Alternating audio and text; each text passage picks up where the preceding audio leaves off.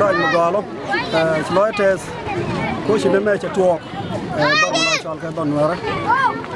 re do chal ke shin chan men de lar ke kwites ko loi de lar ke kwiji dwar me en o de me much me bo chane be guje wona ne much ba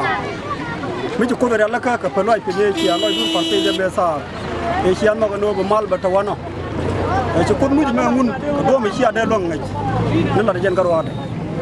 yen boy ci wara be kebe no ne me dung dun karo ka dong be nang la dung le ka bang de go ko ku no ra dia ci ku dun karo dun dong bra loy da dong e dung da karo kon chen chang wo ne me dung no ra dia en ram mi ci ret ken dor me ci gor bo de le wana me to wa ko dong de ro de jeng mi cham tiere yen ne walle en dung no ra dia ran chi la no ne chiran bele tu yir wone e dora chiro ma cha ngaro wale e tel lo ai kan wora diam ten chi bena wane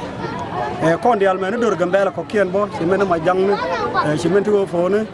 ken dial me na ber e tel lo ai mo gwane je nang na jarar lo dung tes ka lo ai ke dung puska ba jo je no ne tel lo ai chan ngaran wale ko do jago bo wo miam en chi lo te dolong ko chi ko ko se ne me che la ka do ma kan kon tararan bari ala jene ga men de la re wan ga won yam kon ti do ara me ko bana ne dial bana ga ke bala ne ko jen dir ndan de